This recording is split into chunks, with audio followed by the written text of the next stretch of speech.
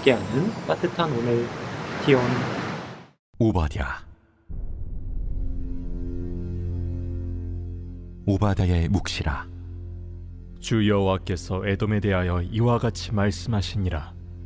우리가 여호와께로 말미암아 소식을 들었나니 곧 사자가 나라들 가운데 보내심을 받고 이르기를 너희는 일어날지어다. 우리가 일어나서 그와 싸우자 하는 것이니라. 보라, 내가 너를 나라들 가운데 매우 작게 하였으므로 내가 크게 멸시를 받느니라.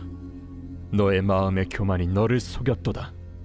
바위 틈에 거주하며 높은 곳에 사는 자여, 내가 마음에 이르기를 누가 능히 나를 땅에 끌어내리겠느냐 하니 내가 독수리처럼 높이 오르며 별 사이에 깃들일지라도 내가 거기에서 너를 끌어내리리라.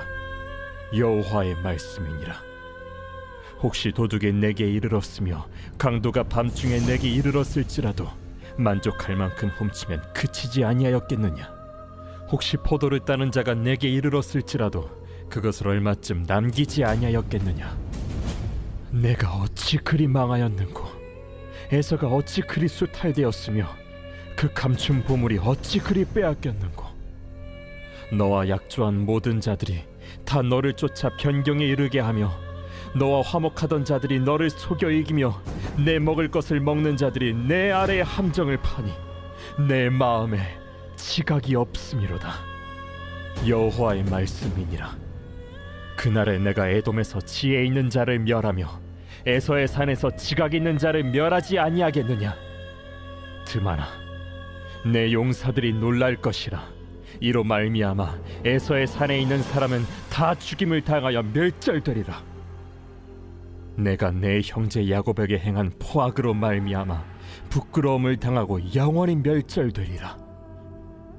내가 멀리 섰던 날 곧 이방인이 그의 재물을 빼앗아가며 외국인이 그의 성문에 들어가서 예루살렘을 얻기 위하여 제비 뽑던 날에 너도 그들 중 한 사람 같았느니라. 내가 형제의 날 곧 그 재앙의 날에 방관할 것이 아니며 유다 자손이 패망하는 날에 기뻐할 것이 아니며 그 고난의 날에 내가 입을 크게 벌릴 것이 아니며 내 백성이 환난을 당하는 날에 내가 그 성문에 들어가지 않을 것이며 환난을 당하는 날에 내가 그 고난을 방관하지 않을 것이며 환난을 당하는 날에 내가 그 재물에 손을 대지 않을 것이며 내 거리에 서서 그 도망하는 자를 막지 않을 것이며 고난의 날에 그 남은 자를 원수에게 넘기지 않을 것이니라. 6월 17일 큐티온을 기도로 시작하겠습니다. 사랑과 은혜의 아버지 하나님 감사합니다. 오늘도 말씀 앞으로 나아갑니다. 이 말씀을 통해 주님의 마음을 더욱더 깊이 깨닫고 그 말씀대로 살아갈 수 있는 저희들 될 수 있도록 인도하여 주옵소서. 감사드리며 예수님의 이름으로 기도합니다. 아멘. 구약 성경 가운데 가장 적은 분량으로 이루어진 오바댜서는 이스라엘 민족이 아닌 이방인을 대상으로 쓰인 것이 그 특징입니다.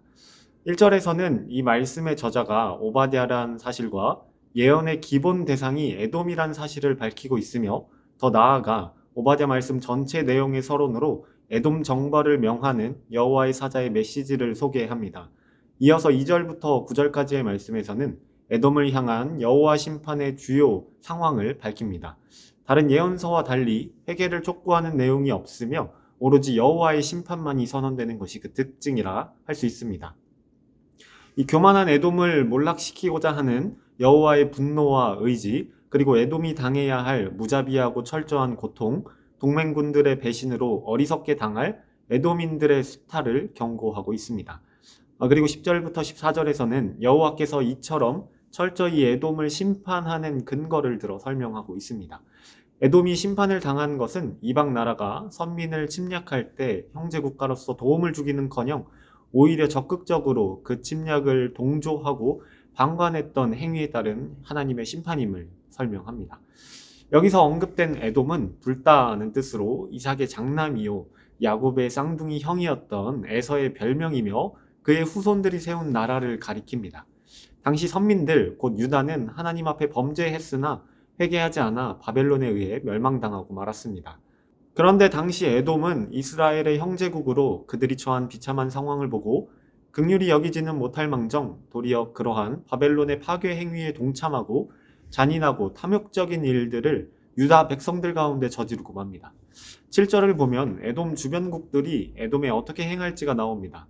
에돔이 심판을 당할 때 주변국들은 에돔을 속이고 정복하며 몰살하고자 함정을 팔 것이라 말씀합니다.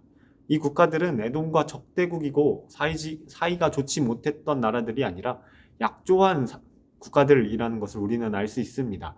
즉 협력관계로 동맹을 맺은 사람들, 동맹을 맺은 국가들이라는 것이죠. 이러한 본문의 말씀은 사람을 의지하고 세상을 의지하는 것이 얼마나 허망한 것인가를 우리에게 보여주고 있습니다. 8절 말씀을 보면 심판의 때에 하나님은 에돔 족속 가운데서 지혜 있는 자를 멸하고 지각 있는 자를 멸하실 것이라고 선언하십니다. 당시 세계에서 뛰어난 지혜자가 많다는 것은 그 나라의 번영과 행복을 보장하는 것이라고 해도 과언이 아닐 정도였습니다. 그런데 하나님께서는 그들의 지혜를 허무하게 하겠다 말씀하십니다. 곧 지혜자들, 지각 있는 자들을 다 멸하실 것이라 말씀하십니다. 아무리 뛰어난 지혜자라 할지라도 하나님의 심판 앞에서 무용지물일 뿐이며 사람들을 구하고 나라를 건질 정도의 지혜를 가졌다고 하여도 자기 스스로 구원하지 못하는 운명에 떨어질 것임을 말씀하십니다. 우리를 심판으로부터 자유하게 하며 구원에 이르게 할 수 있는 지혜와 지식은 구원을 주실 유일한 분이신 하나님을 경외하는 것입니다. 하나님의 진리의 말씀을 따르며 우리의 연약함과 허물을 인정하고 참 진리 되신 그리스도 앞에 순종하는 것입니다. 어떤 경우라도 죄는 합리화될 수 없으며 정당화될 수 없음을 기억해야 합니다. 또한 세상의 어리석음을 쫓거나 그로 인해 이리 쫓기고 저리 쫓기는 것이 아니라 복음에 굳게 서는 우리들이 되기를 원합니다. 하나님 앞에 의롭고 합당한 일이 무엇인지 늘 분별하고 의롭고 합당한 그 일에 마음을 쏟아 늘 예수 그리스도를 좇음으로 이 세상 가운데 지혜자로 하나님의 참된 지혜를 가진 자로 살아가는 우리 모두가 되기를 간절히 소망합니다. 오늘의 묵상 질문입니다. 하나님 앞에 의롭고 합당한 일을 분별할 지혜를 달라고 기도합시다. 함께 기도하겠습니다.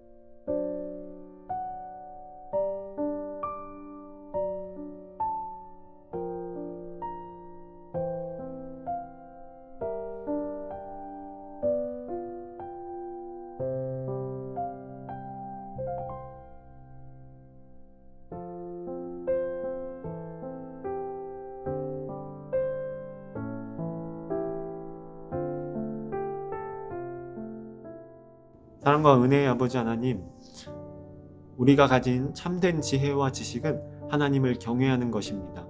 어떠한 경우에도 죄는 합리화될 수 없고 정당화될 수 없음을 기억하며 우리에게 주어진 이 하루, 우리에게 주어진 이 날들 가운데 오직 예수 그리스도를 따름으로 오직 예수 그리스도의 말씀 앞에 서는 저희들 될 수 있도록 인도하여 주옵소서. 감사드리며 예수님의 이름으로 기도합니다. 아멘.